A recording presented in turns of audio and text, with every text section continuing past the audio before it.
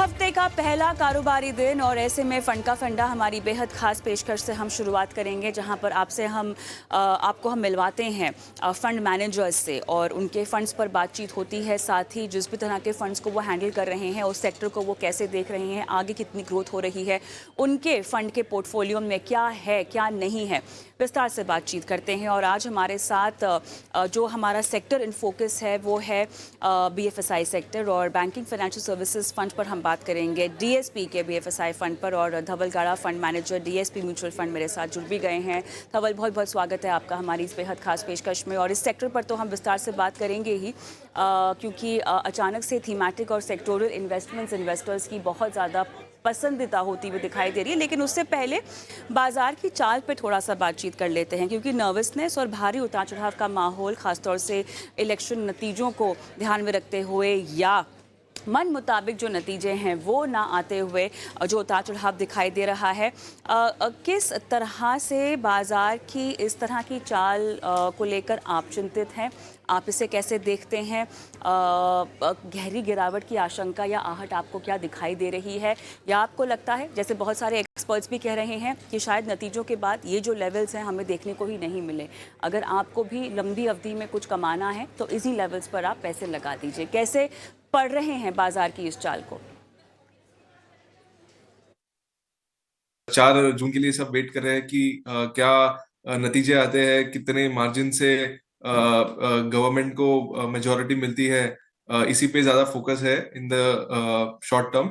और अगर मैं थोड़ी लंबे समय की बात करूं तो जो ग्रोथ चल रही है, हमारी इकोनॉमिक ग्रोथ चल रही है, मैन्युफैक्चरिंग साइड पे जो पुश मिल रहा है गवर्नमेंट की तरफ से, सरकार की जो पॉलिसीज है PLI को लेके और अदर दूसरे पॉलिसीज भी जो है मैन्युफैक्चरिंग को लेके, हमें आउटलुक बहुत अच्छा लग रहा है। 7% GDP ग्रोथ जो हमने इस साल अचीव किया है, वो अगले कुछ सालों तक पोटेंशियल है कंट्री की अचीव करने के लिए। और इसलिए जो आप देख रहे हैं, शॉर्ट टर्म में थोड़ी नर्वसनेस है मेजोरिटी को लेके, मार्जिन क्या मार्जिन से जीते उस पे। मगर मीडियम टर्म की अगर मैं बात करूं तो काफी अच्छा समय है निवेश के लिए। एंड अगर मैं कहूँ कि अगर 3 से 5 साल का यदि निवेशक होराइजन लेके चलते हैं तो काफी अच्छे वैल्यूएशन भी है इन्वेस्ट करने के लिए। आपने कहा वैल्यूएशंस अलग अलग हैं, थोड़ा उसी पर विस्तार से बात कर लेते हैं। कहाँ किस तरह के वैल्यूएशंस आपको लग रहे हैं और कहाँ अलग हैं? एक है बैंकिंग एंड फाइनेंशियल सर्विसेज। ये काफी सेक्टर जो काफी चला था प्री पैंडमिक, और इन्वेस्टर ने काफी पैसे भी बनाए थे इस स्पेस में। कुछ 3-4 साल से सेक्टर ने बहुत ज्यादा परफॉर्म नहीं किया है, मार्केट से अंडर परफॉर्म कर रहा है। तो यहाँ पे वैल्यूएशन काफी रीजनेबल है, और मुझे लगता है ये एक अच्छा पॉकेट है। इसके अलावा ऑयल एंड गैस स्पेस में भी हमें काफी अच्छी अपॉर्चुनिटी दिख रही है। पॉलिसी रिलेटेड चेंजेस हो रहे हैं, पॉजिटिव चेंजेस हो रहे हैं, एंड उस स्पेस में भी वैल्यूएशंस अभी भी काफी रीजनेबल है। इसके अलावा अगर मैं कहूँ केमिकल्स, उसमें नियर टर्म आउटलुक काफी चैलेंजिंग है। चाइना के जो सप्लाई चेन है और जो प्राइसिंग उन्होंने कट की है लास्ट 6-12 महीने में, तो उसके लेके नियर टर्म काफी चैलेंजेस है। मगर अगर हम एसेट वैल्यूएशंस की बात करें तो काफी रीजनेबल है वहां पे। एंड अगर 3 से 5 साल का होराइजन है तो काफी अच्छा नजरिया है उस स्पेस में। तो I think these are some of the pockets जहां पे हमें एक्स्ट्रा अपॉर्चुनिटी दिख रही है in terms of valuation. Overall जैसे मैंने आपको कहा कि मैन्युफैक्चरिंग रिलेटेड एक्टिविटी को पिकअप जो हो रहा है, उसकी बेनिफिशियरीज लेंडर्स होंगे, BFSI स्पेस होगा। और उसके अलावा आपके ऑयल एंड गैस में जो केपेक्स हो रही है, which is one part manufacturing related, तो उसमें ये स्पेस भी काफी बेनिफिट होगा। अच्छा धवल, थोड़ा सा जो निवेशकों का ट्रेंड है ना उसकी ओर चर्चा को ले जाते हैं, और उसके बाद आपके फंड स्पेसिफिक सवाल जवाब भी रखेंगे ही, क्योंकि जो फिलहाल ताज़ा आंकड़े आते हुए दिखाई दे रहे हैं वहाँ पे थीमेटिक फंड्स को लेकर रुझान बढ़ रहा है। देखिए, कई बार ये कहा जाता है कि जब भी आप एक शुरुआत कर रहे हो फाइनेंशियल पोर्टफोलियो बनाने की, तो इस तरह के डाइवर्सिफिकेशन से आपको फ़िलहाल बचना चाहिए। आप बेसिक एक कोर पोर्टफोलियो बना लें जहाँ पे अक्रॉस मार्केट कैप्स आप अच्छे से इन्वेस्टेड हो, एक्सपोजर वाइज भी। लेकिन अब ये जो थीमेटिक सेक्टोरल फंड्स की ओर ख़रीदारी बढ़ रही है, क्या ये एक वन ऑफ चीज़ है जो आपको दिखाई दे रही है, क्योंकि हम एक इलेक्शन फेज में हैं और उसके बाद सरकार की नीतियों पर हमारा फोकस होगा, और जो पहले से पता है बातें जैसे कि मैन्युफैक्चरिंग जैसी थीम हो गई, डिफेंस को लेके थीम हो गई, क्योंकि इस तरह की बातचीत चल रही है। हमने देखा है कि रूलिंग पार्टी के मैनिफेस्टो में भी कुछ सेक्टर्स पर फोकस किया गया है, तवज्जो दी गई है। इन सब के चलते ये एक माहौल बन रहा है थीमेटिक सेक्टोरल इन्वेस्टमेंट्स में। हाँ, तो ये एक आपने बहुत इंपॉर्टेंट पॉइंट रेज किया है कि नॉर्मली थीमेटिक फंड्स काफी सिक्लिकल होते हैं। इसमें entry I mean in terms of investment अच्छी होती है, बट एग्जिट निकलना काफी डिफिकल्ट होता है इन्वेस्टर के लिए। एंड तो ये नॉर्मली एडवाइजर्स रिलक्टेंट होते हैं इसे पुश करने के लिए। मगर मेरा ये मानना है कि जो समय में हम है, जहाँ पे ग्रोथ का जो ये आउटलुक हमें देख रहे हैं हम, कि 6.5-7% जीडीपी ग्रोथ की जो हम बात कर रहे हैं, ये काफी समय के बाद हम इस सिचुएशन में, जहाँ पे एक नहीं, दो नहीं, 3-4 साल के लिए इस तरह की ग्रोथ एक्सपेक्टेशंस हमें दिख रही है। और उस समय में कुछ थीम्स निकल के आती है। जब इकोनॉमी इस स्पेस पे एक्सपैंड होती है तो काफी थीम्स जो है वो बहुत बड़ी हो जाती है। एंड इसके लिए हम देख रहे हैं कि मैन्युफैक्चरिंग रिलेटेड एक थीम है, banking and financial services related एक थीम है, कंजम्पशन रिलेटेड थीम है, और इसके अलावा काफी दूसरे भी थीम्स है जो काफी पिकअप हो रही है। एंड इसमें हमें लगता है कि 3 से 5 साल में भी अच्छे पैसे बन सकते हैं। अनलाइक पहले जब अगर हम 4-5 साल पहले प्री पैंडेमिक की बात करें तो उस समय इतनी सेक्युलर ग्रोथ स्टोरी दिख नहीं रही थी। काफी इवेंट्स हुए, काफी वोलेटिलिटी हुई, डीमॉन, फिर IL&FS क्राइसिस, उसके बाद पैंडेमिक। तो इस तरह के का जो माहौल है वो काफी सालों बाद आया है, जहाँ पे हम सेक्युलर ग्रोथ देख रहे हैं कुछ सालों के लिए। तो उस एनवायरनमेंट में थीमेटिक फंड्स काफी अच्छे अपॉर्चुनिटी हो सकती है, अगर आपकी एंट्री वैल्यूएशन राइट हो और थीम की पोटेंशियल अच्छी हो तो। चलिए धवल, थोड़ा सा अब आपके फ़ंड की ओर बात करते हैं, और आपके फ़ंड और इस सेक्टर से जुड़ी हुई कुछ जो हाल ही में दिक्कतें सामने आई हैं। रेगुलेटर की तरफ से, आरबीआई की तरफ से हमने कुछ मामलों में सख्ती आती हुई दिखाई दी है। कई बार हमने देखा है कि आरबीआई नकेल कसते हुए दिखाई दिया है। एनबीएफसीज की अगर हम बात करें, क्रेडिट सर्विसेज की बात करें, डिजिटल प्रक्रियाओं को लेकर हम बात करें, तो कई सारे मुद्दे पर सवाल उठाए गए हैं। अब ये जो चीज़ें होती हैं, इस तरह के जो उल्लेख आते हैं रेगुलेटर की तरफ से, ये कहीं ना कहीं जोखिम निवेशक को लगता है कि बढ़ा देते हैं। भले ही फंडामेंटली कोई प्रॉब्लम ना हो, लेकिन आपके जहन में एक अड़चन आ जाती है कि अच्छा, आरबीआई ने ये सख्त जो है वो दिशा निर्देश दिए हैं।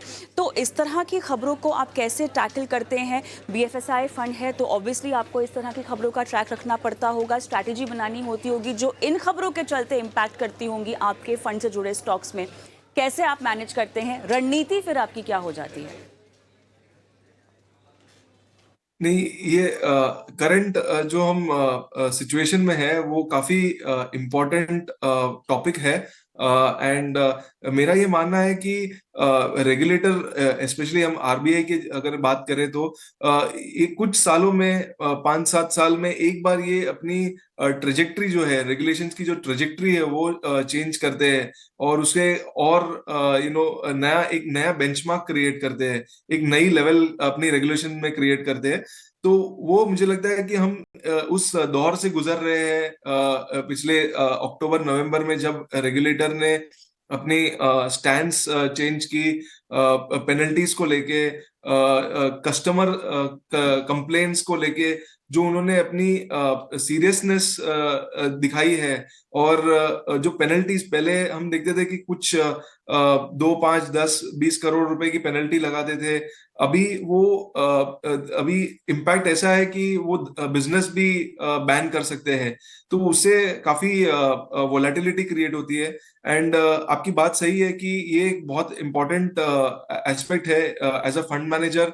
मेरे लिए ये बहुत अहम क्वेश्चन हो गया है जब मैं कंपनी को मिलता हूँ या उनकी एनालिसिस करता हूँ या उनके निवेश के क्या परसेंटेज ऑफ पोर्टफोलियो में कितना उसका स्टेक होना चाहिए, उसकी सोच लेता हूँ। तो ये मेरे लिए बहुत इंपॉर्टेंट एस्पेक्ट बन जाता है।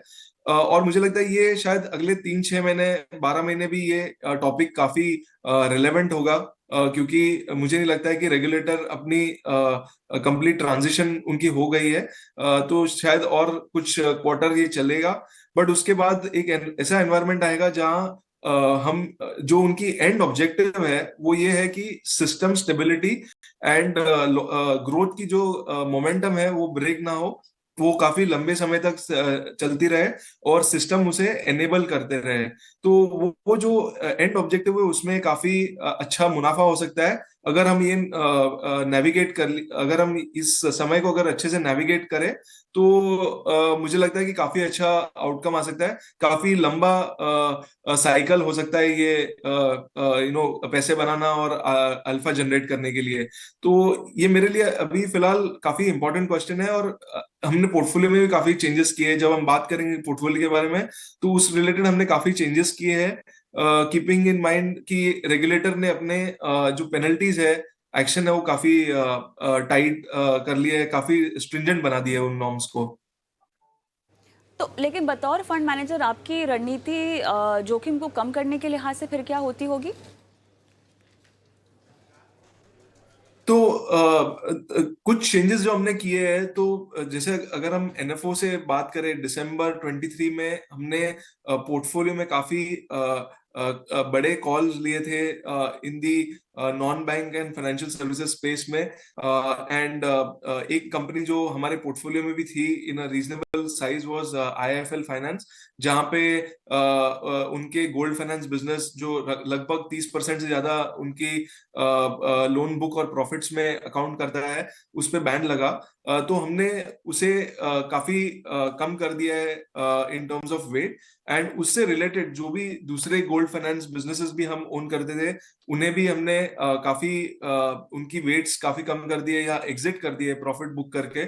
और उसके अलावा जो दूसरी पोजीशंस है, हर एक पोजीशंस में हमने इस चीज को बहुत इंपॉर्टेंस दिया कि क्या उनकी ऑडिट हो चुकी है। अगर ऑडिट हो चुकी है तो उनके रिपोर्ट्स पॉजिटिव है या नेगेटिव है। और आरबीआई के जो डेटाबेस है, ओम्बड्समैन डेटाबेस है, जहां पे कस्टमर कंप्लेंट रजिस्टर करते हैं, जो उनकी पैरामाउंट की पॉइंट ऑफ कंटेंशन है हर एक लेंडर के प्रति, वो हमने डेटा स्टडी किया और हमने देखा कि काफी लीड इंडिकेटर्स उस डेटा से आ रहे थे। जैसे अगर मैं एग्जांपल दूं तो IIFL amongst top 15 lending company थी जो जिसने मल्टीफोल्ड इंक्रीज देखा था कस्टमर कंप्लेंट में 2023 में। हमने वो डेटा को पहले इतनी इंपॉर्टेंस या अहमियत नहीं दी, और अभी हम हर एक लेंडर को उस पैरामीटर में इंकॉर्पोरेट करते हैं, हमारी रिसर्च में इसको इंकॉर्पोरेट करते हैं और हर एक लेंडर को उस पैरामीटर पे देखते हैं। और उसके रिलेटेड जो भी चेंजेस चाहिए थे या कोई लेंडर उसमें से उभर के आ रहा था जिसकी कंप्लेंट्स काफी कम हो गई है या उनकी परफॉर्मेंस काफी सिग्निफिकेंटली इंप्रूव हो गई है इस एरिया में, और रेगुलेटरी कंप्लायंस भी काफी अच्छा इन्होंने इंप्रूव किया है, तो उसमें हमने निवेश बढ़ा दिया है। अज्यूमिंग वैल्यूएशन रीजनेबल है तो हमने निवेश बढ़ा दिया है वहां पे। तो ये कुछ चेंजेस हमने किए हैं हमारी थॉट प्रोसेस में, पोर्टफोलियो कंस्ट्रक्शन रिलेटेड भी। और हमने हमारा ये व्यू बहुत क्लियर था जब ये पहली बार रेगुलेटर ने इतना बड़ा कदम उठाया, तो हमारा व्यू बहुत क्लियर था कि ये खाली नॉन बैंक रिलेटेड प्रॉब्लम नहीं है, ये सिस्टम रिलेटेड प्रॉब्लम है। And over a period of time हमने देखा है कि आरबीआई ने एक पेमेंट बैंक, एक नॉन बैंक, कुछ नॉन बैंक्स को, कुछ लार्ज बैंक्स को भी उसमें उन्होंने काफी स्ट्रिक्ट मेजर्स लिए हैं उनके प्रति। तो ये वैलिडेट हुआ है कि ये ब्रॉड बेस्ड क्लींजिंग है फ्रॉम द रेगुलेटर, और एक सिग्नल है मार्केट को और सिस्टम को कि ये काफी इंपॉर्टेंट है रेगुलेटरी एनवायरनमेंट में, एंड उसको प्रायोरिटी दीजिए। तो ये एक हमने चेंज देखा है, और इसके रिलेटेड हमने पोर्टफोलियो में ये चेंजेस किए हैं। धवल, क्लियरली अब यहाँ पर पोर्टफोलियो का एक्सपोजर भी हमें जानना होगा, तो किस तरह से आपने कंस्ट्रक्शन को ध्यान रखा है, पोर्टफोलियो कंस्ट्रक्शन को कैसे आपने ध्यान में दिया है और क्या कुछ शामिल किया है, किस किस तरह के निवेश से आप बचे भी हैं? श्योर। सो मैं एक स्टेप पीछे लेता हूँ जस्ट अपनी अप्रोच समझाने के लिए, ताकि आपको पोर्टफोलियो कंस्ट्रक्शन के और ज्यादा डिटेल समझ में आए। तो मेरा जो अप्रोच है वो काफी बॉटम अप है in terms of portfolio construction. मैं कोई स्पेसिफिक थीम से नहीं जुड़ता। जैसे आपने देखा है कि कुछ फंड मैनेजर्स का स्टाइल होता है क्वालिटी पोर्टफोलियो रन करना, या वैल्यू रिलेटेड पोर्टफोलियो रन करना, या मोमेंटम रिलेटेड पोर्टफोलियो रन करना। सो मेरा ऐसा कोई स्पेसिफिक स्टाइल बायस नहीं है। मैं हर एक कंपनी को उसकी पोटेंशियल और उसकी रिटर्न एक्सपेक्टेशन जो मेरी है उसके बेसिस पे जज करता हूँ, और पोर्टफोलियो में कैसे ये साइज होके कैसे इसको हम कंस्ट्रक्ट कर सके उस पे मैं ज्यादा सोच देता हूँ, रादर देन उसको मतलब कंप्लीटली इग्नोर करूँ या कंप्लीटली मेरे थीम में लेके आऊँ। वो अप्रोच नहीं है, completely bottom up construction approach है। तो ये मेरा स्टाइल है। और इससे रिलेटेड जो भी हमने पोर्टफोलियो देखा है, तो ब्रॉडली अराउंड 20 नाम है पोर्टफोलियो में, जो मेजर वेट्स है बेसिकली। एंड उसमें अगर हम स्प्लिट देखें तो लगभग 54-55% बैंक्स है, और लगभग 7 से 8% कैपिटल मार्केट्स है, एंड लगभग 2% के आसपास इंश्योरेंस कंपनी है, और balance non bank financial services company है। तो ये ब्रॉड कंस्ट्रक्शन है पोर्टफोलियो का। और विद इन बैंक्स भी अगर हम देखेंगे तो दो बैंक्स जो है जो पोर्टफोलियो के एंकर है, एचडीएफसी बैंक और आईसीआईसीआई बैंक, ये दो मेन इन्वेस्टमेंट्स है पोर्टफोलियो की, जो पोर्टफोलियो को स्टेबिलिटी प्रोवाइड करते हैं, एंकर है पोर्टफोलियो के। और उसके बेसिस पे हमने दूसरे निवेश किए हैं जहां पे एक्टिव वेट्स काफी ज्यादा लिए हैं हमने, बड़े कॉल्स लिए हैं। बजाज फिनसर्व हो गया, फिर आरईसी, ये दो बड़े एक्टिव कॉल है। उसके अलावा भी काफी रीजनेबल साइज्ड कॉल लिए हैं हमने दूसरे निवेश में भी, जहां पे हम मटेरियल अपसाइड एक्सपेक्ट कर रहे हैं, एंड पोर्टफोलियो को अच्छा अल्फा जनरेट कर सके, ये ऑब्जेक्टिव से काम कर रहे हैं। ऑलराइट, चलिए आखिरी सवाल पूछना चाहेंगे, और इस फंड में किस तरह से आपने अक्रॉस मार्केट कैप्स अपने आप को रखा हुआ है उसकी आपने जानकारी दी, लेकिन उसके अलावा इस फंड की जो कंपनियां हैं वो अधिकतर हमने देखा है कि किसी भी लार्ज कैप, फ्लेक्सी कैप या मल्टी कैप जैसे फंड में होंगी ही। तो कैसे ओवर डिवर्सिफिकेशन का एक जो केस बन सकता है उससे आपको बचना चाहिए, क्योंकि आप एक कॉन्सेंट्रेटेड पोर्टफोलियो की बात कर रहे हैं, एक स्पेसिफिक क्षेत्र की बात कर रहे हैं, थीम की बात कर रहे हैं। कैसे ये सुनिश्चित करें कि यहाँ का जो एक्सपोजर है या इस फंड की जो कंपनियाँ हैं वो बाकी तरह के फंड्स में ज़्यादा रिपीट ना हो, क्योंकि बचा तो खैर बिल्कुल भी नहीं जा सकता, लेकिन कम एक्सपोजर हो और आप अच्छी तरह से डाइवर्सिफाइड हो, कैसे इस बात का ख्याल रखें? बीएफएसआई जो सेक्टर है, इसकी अगर हम साइज की बात करें तो ये लगभग 23 से 24% ऑफ टोटल मार्केट कैपिटलाइजेशन है। तो जो हमारी 4 ट्रिलियन प्लस मार्केट कैपिटलाइजेशन है बाजार की, उसमें बीएफएसआई की शेयर मोर देन 22-23% से ज्यादा है। तो ये अपने आप में एक बड़ी थीम है। इसके अंदर अगर हम मार्केट शेयर की बात करें, जो जैसे वेल्थ क्रिएशन की बात करें in terms of market capitalization, तो हमने एक स्टडी की, और उस स्टडी में ये निकल के आया कि 2015-16 के बाद बैंक्स की जो वेटेज है वो बाय एंड लार्ज मार्केट के प्रोपोर्शन में ही ग्रो हुई है, कुछ ज्यादा बढ़ोतरी नहीं हुई है उसमें। और जो जो डेल्टा आया है वो non bank financial services, capital markets और दूसरे बीएफएसआई सब सेगमेंट से आया है। तो जो वेल्थ, इंक्रीमेंटल वेल्थ क्रिएशन जो हुई एट अ सब सेक्टर लेवल, वो ये एफएसआई स्पेस में ज्यादा हुई कंपेयर टू बैंक्स, मैं कहूंगा। तो एक बड़ी थीम है, और बैंक्स इंपॉर्टेंट पार्ट है, बड़ा पार्ट है, लेकिन जो वेल्थ क्रिएशन है वो ज्यादातर एफएसआई में हुई है। ये क्यों इंपॉर्टेंट है? कि क्योंकि अगर हमने एक स्टडी की कि फ्लेक्सी कैप फंड्स अगर हम ले, तो मीडियन फ्लेक्सी कैप फंड में बैंक्स की क्या एवरेज एलोकेशन है। तो हमने देखा कि एक फ्लेक्सी कैप फंड जहां पे जो एलोकेशन है फाइनेंशियल सर्विसेज की, बीएफएसआई की, तो उसमें 70% बैंक्स है। ये ये इसीलिए इंपॉर्टेंट है क्योंकि जो मैंने बात बताई कि बैंक्स का जो शेयर है वो लार्जली स्टेबल रहा है। वेल्थ क्रिएशन ज्यादातर एनबीएफसी और दूसरे सब सेगमेंट्स ऑफ बीएफएसआई में हुई है।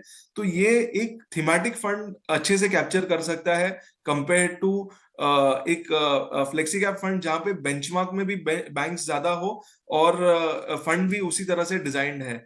तो हम एक एक्टिव कॉल ले रहे हैं, लुकिंग एट अपॉर्चुनिटी सिचुएशन के बेसिस पे हम काम करना चाहते हैं, रादर देन बेंचमार्क पे फोकस करें और फोकस्ड वे में इस चीज पे काम करें। तो मुझे लगता है अच्छा वेल्थ क्रिएशन हो सकता है। एक आखिरी बात मैं बताऊंगा कि अनलाइक एनी अदर थीम, अगर हम कोई भी और थीम की बात करें, बीएफएसआई एक बहुत पावरफुल वेल्थ क्रिएटिंग थीम रही है पिछले काफी सालों से। हमने एक स्टडी की, रोलिंग 10 ईयर बेसिस पे अगर हम देखें बीएफएसआई फंड का जो बेंचमार्क है, Nifty financial services TRI index, अगर हम रोलिंग 10 ईयर बेसिस पे बात करें, उस बेंचमार्क ने निफ्टी को 100% ऑफ टाइम बीट किया है। तो ये अपने आप में एक वेल्थ क्रिएटिंग अपॉर्चुनिटी है।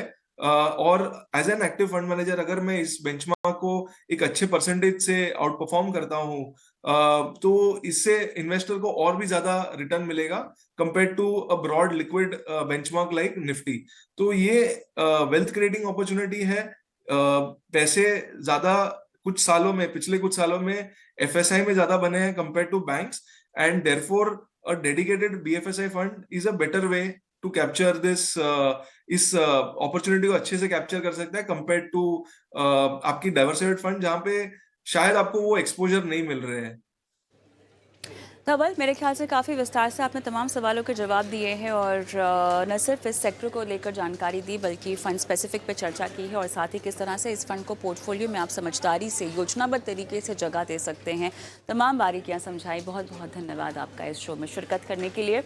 और फिलहाल रुकेंगे एक छोटे से ब्रेक के लिए, लेकिन ब्रेक के उस पार दर्शकों से बातचीत करेंगे, सीधा लाइव उन्हें शो पर जोड़ेंगे। हमारे आज के फाइनेंशियल प्लानर हेमंत उस्तिकी और विश्वजीत पराशर हमारे साथ जुड़ चुके हैं। बस एक ब्रेक लेते हैं। इस बीच अगर आप भी कोई सवाल पूछना चाहते हैं तो अपने सवालों को व्हाट्सएप कर सकते हैं, और सोशल मीडिया पर देख रहे हैं तो यूट्यूब के कॉमेंट बॉक्स में सवाल डालिए ताकि तुरंत आपके सवालों को हम शो में शामिल कर सकें। मिलते हैं ब्रेक के बाद।